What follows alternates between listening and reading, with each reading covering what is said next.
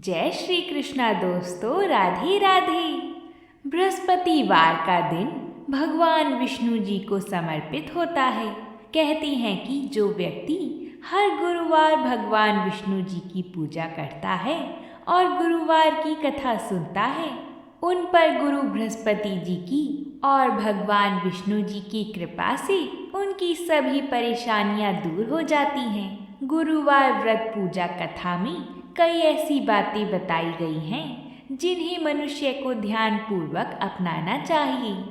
कहते हैं जो व्यक्ति श्रद्धा भाव से गुरुवार को भगवान विष्णु जी की पूजा करता है और गुरुवार व्रत की कथा कहता और सुनता है, उनकी गरीबी और कष्ट को भगवान विष्णु जी दूर कर देते हैं।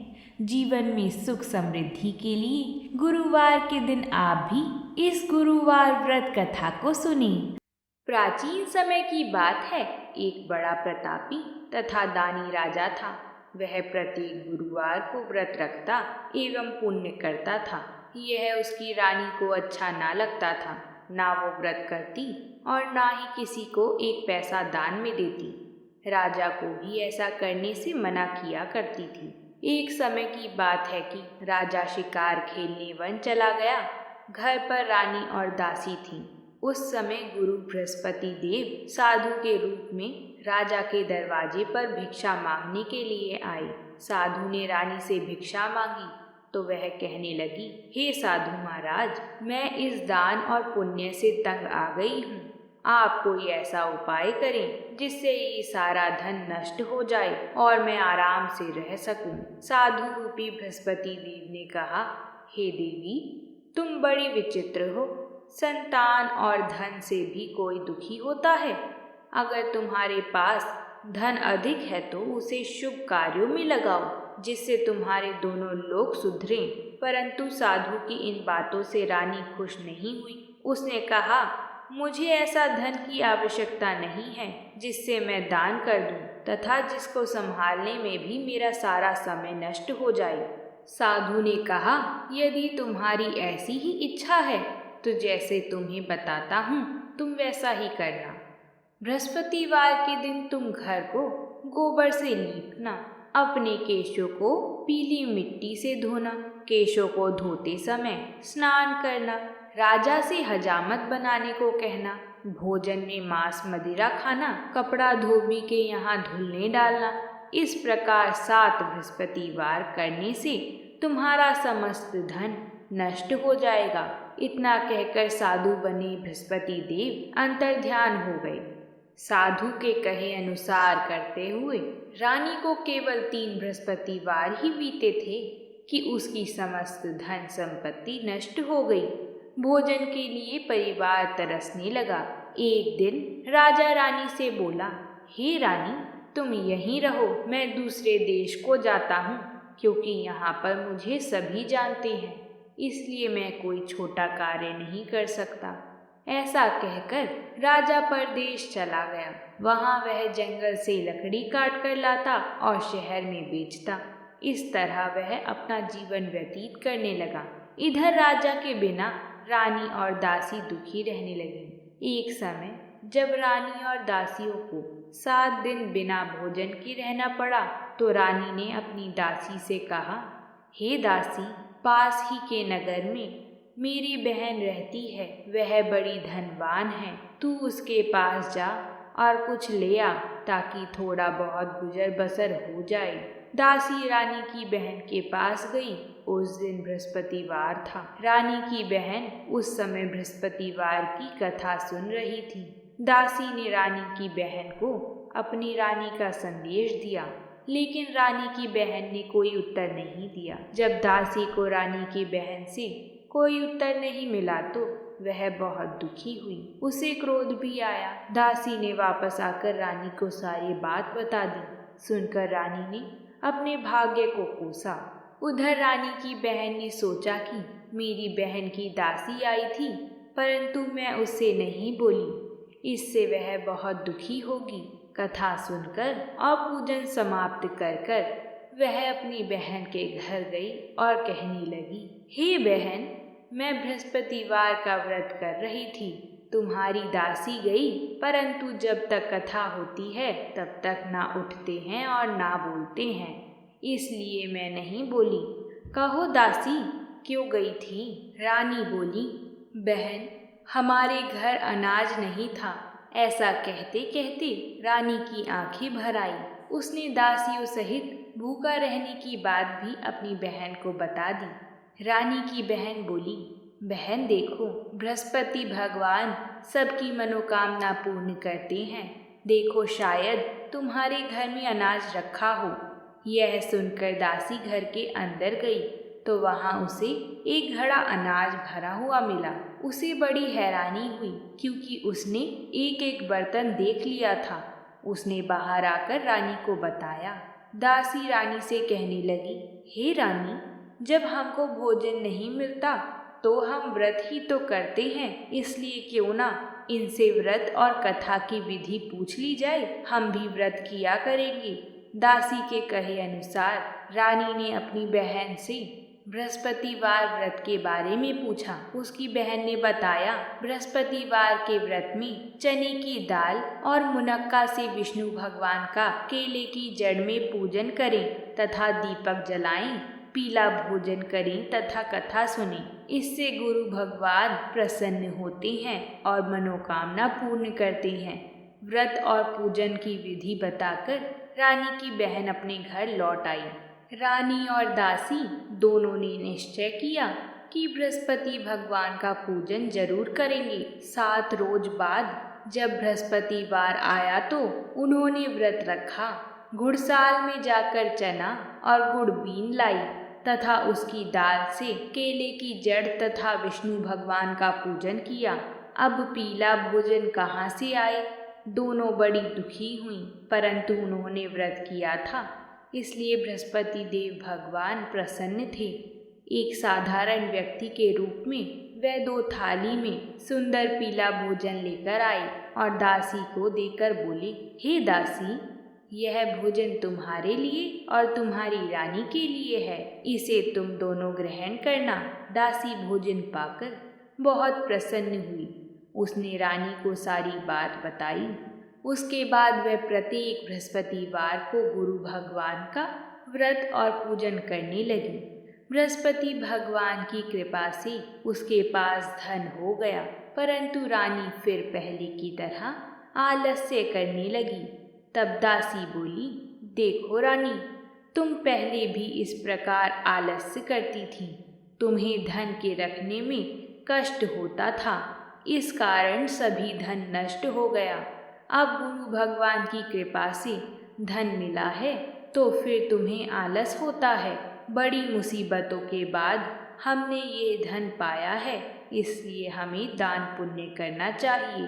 अब तुम भूखे मनुष्यों को भोजन कराओ, प्याऊ लगवाओ, ब्राह्मणों को दान दो, कुआं, तालाब, बावड़ी आदि का निर्माण कराओ, मंदिर पाठशाला बनवाकर ज्ञान दान दो, कुंवारी कन्याओं का विवाह करवाओ, अर्थात धन को शुभ कार्यों में खर्च करो, जिससे तुम्हारे कुल का यश बढ़े तथा स्वर्ग प्राप्त हो और पितृ प्रसन्न हो। दासी की बात मानकर रानी शुभ कर्म करने लगी। उसका यश फैलने लगा। एक दिन रानी और दासी आपस में विचार करने लगी कि न जाने राजा किस दशा में होंगे। उनकी कोई खोज खबर भी नहीं है। उन्होंने श्रद्धा पूर्वक गुरु बृहस्पति भगवान से प्रार्थना की कि राजा जहाँ कहीं भी हो वह शीघ्र वापस आ जाएं। उधर राजा परदेश में बहुत दुखी रहने लगा। वह प्रतिदिन जंगल से लकड़ी बीन कर लाता और उसे शहर में बेचकर अपने दुखी जीवन को बड़ी कठिनता से व्यतीत करता था। एक दिन दुखी होकर अपनी पुरानी बातों को याद करके वह रोने लगा और उदास हो गया। उसी समय राजा के पास बृहस्पति देव साधु के वेश में आकर बोले, हे लक्कड़हारे, तुम इस सुनसान जंगल में किस चिंता में बैठे हो, मुझे बतलाओ। ये सुनकर राजा के नेत्रों में जल भर आया। साधु की वंदना कर राजा ने अपनी संपूर्ण कहानी सुना दी। महात्मा दयालु होते हैं। वह राजा से बोली, हे राजा, तुम्हारी पत्नी ने बृहस्पति देव के प्रति अपराध किया था, जिसके कारण तुम्हारी ये दशा हुई है। अब तुम चिंता मत करो, भगवान तुम्हें पहले से अधिक धन देंगे। देखो, तुम्हारी पत्नी ने बृहस्पतिवार का व्रत प्रारंभ कर दिया है। अब तुम भी बृहस्पतिवार का व्रत करके चने की दाल और गुड़ जल के लोटे में डालकर केले का पूजन करो। फिर कथा कहो या सुनो, भगवान तुम्हारी सब मनोकामनाओं को पूर्ण करेंगे। साधु की बात सुनकर राजा बोला, हे प्रभु, लकड़ी बेचकर तो इतना पैसा भी नहीं बचता जिससे भोजन के उपरांत कुछ बचा सकूं। मैंने रात्रि में अपनी रानी को व्याकुल देखा है। मेरे पास कोई साधन नहीं है जिससे उसका समाचार जान सकूं। फिर मैं कौन सी कहानी कहूँ, यह भी मुझको मालूम नहीं है। साधु ने कहा, हे राजा, मन में बृहस्पति भगवान के पूजन व्रत का निश्चय करो। वह स्वयं तुम्हारे लिए कोई राह बना देंगी। बृहस्पतिवार के दिन तुम रोजाना की तरह लकड़ी लेकर शहर में जाना। तुम्हें रोज से दुगना धन मिलेगा, जिससे तुम भली भांति भोजन कर लोगी तथा बृहस्पति देव की पूजा का सामान भी आ जाएगा। जो तुमने बृहस्पतिवार की कहानी के बारे में पूछा है, वह इस प्रकार है। प्राचीन काल में एक बहुत ही निर्धन ब्राह्मण था। उसके कोई संतान न थी। वह नित्य पूजा पाठ करता। उसकी स्त्री स्नान करती और ना किसी देवता का पूजन करती। इस कारण ब्राह्मण देवता बहुत दुखी रहते थे। भगवान की कृपा से ब्राह्मण के यहाँ एक कन्या उत्पन्न हुई। कन्या बड़ी होने लगी। प्रातः स्नान करके वह भगवान विष्णु का जाप करती। बृहस्पतिवार का व्रत भी करने लगी। पूजा पाठ समाप्त कर पाठशाला जाती तो अपनी मुट्ठी में जौ भर के ले जाती और पाठशाला के मार्ग में डालती जाती। लौटते समय वही जौ स्वर्ण के हो जाते। उनको बीनकर घर ले आती। एक दिन वह बालिका सूप में उन सोने के जौ को फटक कर साफ कर रही थी कि तभी उसकी माँ ने देख लिया और कहा कि हे बेटी, सोने के जौ को फटकने के लिए सोने का सूप भी तो होना चाहिए। दूसरे दिन गुरुवार था। कन्या ने व्रत रखा और बृहस्पति देव से सोने का सूप देने की प्रार्थना की। बृहस्पति देव ने उसकी प्रार्थना को स्वीकार कर लिया। रोजाना की तरह वह कन्या जौ फैलाती हुई पाठशाला चली गई। पाठशाला से लौटकर जब वह जौ बीन रही थी तो बृहस्पति देव की कृपा से उसे सोने का सूप भी मिला। उसे वह घर ले आई और उससे जौ साफ करने लगी, परंतु उसकी माँ का वही ढंग रहा। कन्या सोने के सूप में जब जौ साफ कर रही थी, उस समय उस नगर का राजकुमार वहां से निकला। कन्या के रूप और कार्य को देखकर वह उस पर मोहित हो गया। राजमहल आकर वह भोजन तथा जल त्याग कर उदास होकर लेट गया। राजा को जब राजकुमार द्वारा अन्न जल त्यागने का समाचार ज्ञात हुआ तो अपने मंत्रियों के साथ वह अपने पुत्र के पास गए और कारण पूछा। तब राजकुमार ने उस लड़की के बारे में बताया और राजा को उस लड़की के घर का पता भी बता दिया। मंत्री उस लड़की के घर गए। मंत्री ने ब्राह्मण के समक्ष राजा की ओर से निवेदन किया। कुछ ही दिन बाद ब्राह्मण की कन्या का विवाह राजकुमार के साथ संपन्न हो गया। कन्या के घर से जाते ही ब्राह्मण के घर में पहले की तरह ही गरीबी का निवास हो गया। एक दिन दुखी होकर ब्राह्मण अपनी पुत्री से मिलने गए। बेटी ने पिता की अवस्था को देखा और अपनी माँ का हाल भी पूछा। ब्राह्मण ने सभी हाल कह सुनाया। कन्या ने बहुत सा धन देकर अपने पिता को विदा कर दिया, लेकिन कुछ दिन बाद फिर वही हाल हो गया। ब्राह्मण फिर अपनी कन्या के यहाँ गया और सभी हाल कहा तो पुत्री बोली, हे पिताजी, आप माताजी को यहाँ लिवा लाओ। मैं उन्हें वह विधि बता दूंगी जिससे गरीबी दूर हो जाएगी। ब्राह्मण देवता अपनी स्त्री को साथ लेकर अपनी पुत्री के पास राजमहल पहुँचे। तो पुत्री अपनी माँ को समझाने लगी, हे माँ, तुम प्रातःकाल स्नान आदि करके विष्णु भगवान का पूजन करा करो तो सब दरिद्रता दूर हो जाएगी। परंतु उसकी माँ ने उसकी एक भी बात नहीं मानी। वह प्रातःकाल उठकर अपनी पुत्री की बची हुई झूठन को खा लेती थी। एक दिन उसकी पुत्री को बहुत गुस्सा आया। उसने अपनी माँ को एक कोठरी में बंद कर दिया। प्रातः उसे स्नान आदि करा के पूजा पाठ करवाया तो उसकी माँ की बुद्धि ठीक हो गई। इसके बाद वह नियम से पूजा पाठ करने लगी और प्रत्येक बृहस्पतिवार को व्रत करने लगी। इस व्रत के प्रभाव से मृत्यु के बाद वह स्वर्ग लोक को प्राप्त हुई। वह ब्राह्मण भी सुखपूर्वक इस लोक का सुख भोग कर स्वर्ग लोक को प्राप्त हुआ।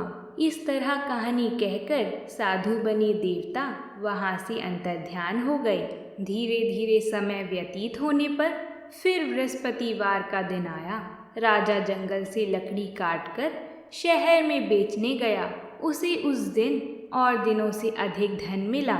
राजा ने चना गुड़ आदि लाकर बृहस्पतिवार का व्रत किया।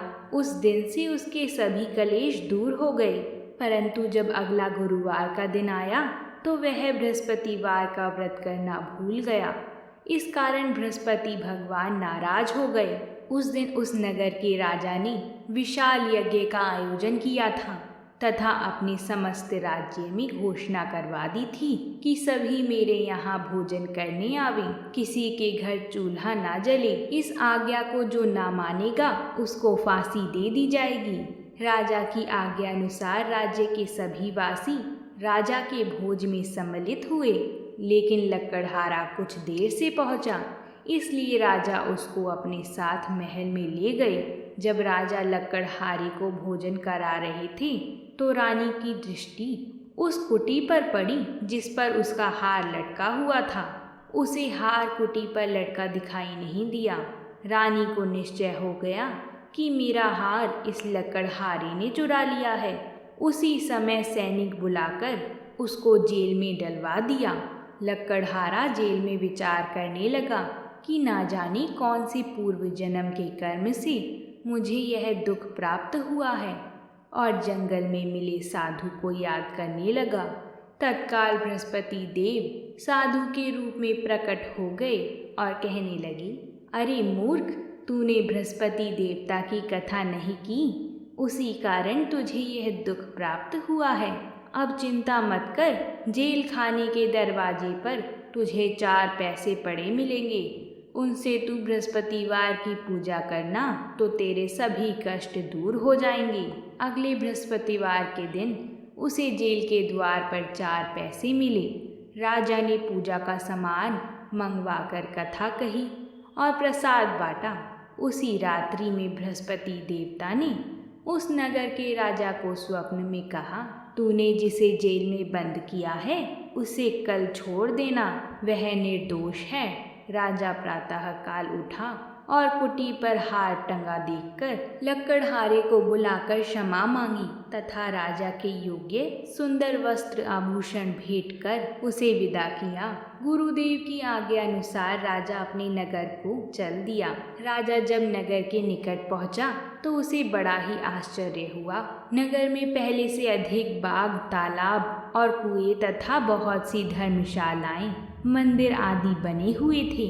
राजा ने पूछा कि यह किसका बाग और धर्मशाला है। तब नगर के सब लोग कहने लगे कि यह सब हमारी रानी और दासी द्वारा बनवाए गए हैं। राजा को आश्चर्य हुआ और गुस्सा भी आया कि उसकी अनुपस्थिति में रानी के पास धन कहाँ से आया होगा।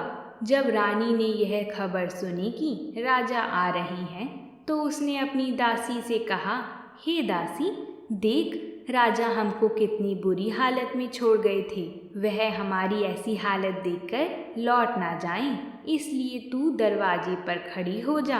रानी की आज्ञा अनुसार दासी दरवाजे पर खड़ी हो गई और जब राजा आए तो उन्हें अपने साथ महल में लिवा लाई। तब राजा ने क्रोध करके अपनी तलवार निकाली और पूछने लगा, बताओ यह धन तुम्हें कैसे प्राप्त हुआ? तब रानी ने सारी कथा कह सुनाई। राजा ने निश्चय किया कि मैं रोजाना दिन में 3 बार कहानी कहा करूँगा और रोज व्रत किया करूँगा। अब हर समय राजा के दुपट्टे में चने की दाल बंधी रहती तथा दिन में 3 बार कथा कहता। एक रोज राजा ने विचार किया कि चलो अपनी बहन के यहाँ हो आऊं। इस तरह वह निश्चय कर राजा घोड़े पर सवार हो गया, अपनी बहन के यहाँ चल दिया। मार्ग में उसने देखा कि कुछ आदमी एक मुर्दे को लिए जा रहे थे। उन्हें रोककर राजा कहने लगा, अरे भाइयों, मेरी बृहस्पतिवार की कथा सुन लो। वह बोली, लो, हमारा तो आदमी मर गया है, इसको अपनी कथा की पड़ी है। परंतु कुछ आदमी बोले, अच्छा कहो, हम तुम्हारी कथा भी सुनेंगे। राजा ने दाल निकाली और कथा कहानी शुरू कर दी। जब कथा आधी हुई तो मुर्दा हिलने लगा और जब कथा समाप्त हुई तो राम राम करके वह मुर्दा खड़ा हो गया। राजा आगे बढ़ा, उसे चलते चलते शाम हो गई। आगे मार्ग में उसे एक किसान खेत में हल चलाता मिला। राजा ने उसे कथा सुनने का आग्रह किया, लेकिन वह नहीं माना। राजा आगे चल पड़ा।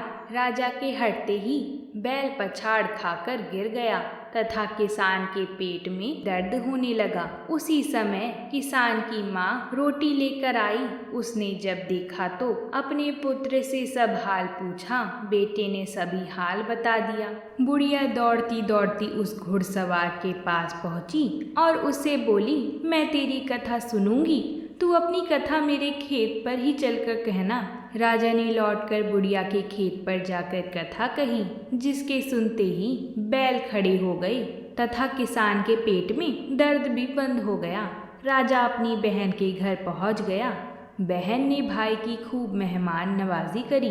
दूसरे रोज प्रातःकाल राजा जागा तो वह देखने लगा कि सब लोग भोजन कर रहे हैं। राजा ने अपनी बहन से पूछा, ऐसा कोई मनुष्य है जिसने भोजन नहीं किया हो, जो मेरी बृहस्पतिवार की कथा सुन ले?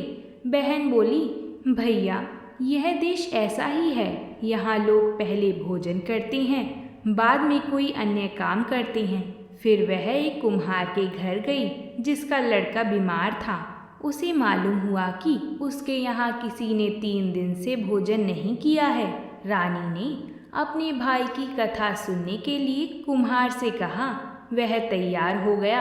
राजा ने जाकर बृहस्पतिवार की कथा कही, जिसको सुनकर उसका लड़का ठीक हो गया। अब तो राजा को प्रशंसा होने लगी। एक दिन राजा ने अपनी बहन से कहा, बहन, मैं अब अपने घर जाऊंगा, तुम भी तैयार हो जाओ। राजा की बहन ने अपनी सास से अपने भाई के साथ जाने की आज्ञा मांगी। सास बोली, हाँ चली जा, मगर अपने लड़कों को मत ले जाना, क्योंकि तेरे भाई के कोई संतान नहीं होती है। बहन ने अपने भाई से कहा, भैया, मैं तो चलूंगी, मगर कोई बालक नहीं जाएगा। अपनी बहन को भी छोड़कर दुखी मन से राजा अपने नगर को लौट आया। राजा ने अपनी रानी को सारी कथा बताई और बिना भोजन किए वह शैया पर लेट गया। रानी बोली, हे प्रभु, बृहस्पति देव ने हमें सब कुछ दिया है, वह हमें संतान अवश्य देंगे। उसी रात बृहस्पति देव ने राजा को स्वप्न में कहा, राजा, सभी सोच त्याग दे, तेरी रानी गर्भवती है। राजा को यह जानकर बड़ी खुशी हुई। 9वें महीने में रानी के गर्भ से एक सुंदर पुत्र पैदा हुआ। तब राजा बोला, हे रानी, स्त्री बिना भोजन के रह सकती है, परंतु बिना कहे नहीं रह सकती। जब मेरी बहन आई तो तुम उससे कुछ मत कहना। रानी ने हाँ कर दी। जब राजा की बहन ने ये शुभ समाचार सुना तो वह बहुत खुश हुई तथा बधाई लेकर अपने भाई के यहाँ आई। रानी ने तब उसे आने का उल्हाना दिया। जब भाई अपने साथ ला रहे थे तब तो टाल गई, उनके साथ ना आई और आज अपने आप ही भागी भागी बिना बुलाए आ गई। तो राजा की बहन बोली, भाई, मैं इस प्रकार ना कहती तो तुम्हारे घर औलाद कैसी होती। बृहस्पति देव सभी कामनाएं पूर्ण करते हैं। जो सद्भावना पूर्वक बृहस्पतिवार की व्रत कथा करता है एवं कथा पढ़ता है अथवा सुनता है और दूसरों को सुनाता है, बृहस्पति देव उसकी सभी मनोकामनाएं पूर्ण करते हैं, उनकी सदैव रक्षा करते हैं। जो संसार में सद्भावना से गुरुदेव का पूजन एवं व्रत सच्चे हृदय से करते हैं, उनकी सभी मनोकामनाएं वैसे ही पूर्ण होती हैं जैसे सच्ची भावना से रानी और राजा ने बृहस्पति देव की कथा का गुणगान किया तो उनकी सभी इच्छाएं बृहस्पति देव जी ने पूर्ण की। अनजाने में भी बृहस्पति देव की उपेक्षा ना करें, ऐसा करने से सुख शांति नष्ट हो जाती है। इसलिए सबको कथा सुनने के बाद प्रसाद लेकर जाना चाहिए। हृदय से उनका मनन करते हुए जयकारा बोलना चाहिए। बोलिए बृहस्पति देव की जय। अगर आप सभी को ये कथा अच्छी लगी है तो इस वीडियो को लाइक और अपने परिवारजनों के साथ शेयर ज़रूर करें। तो प्रेम से कहिए जय श्री कृष्णा।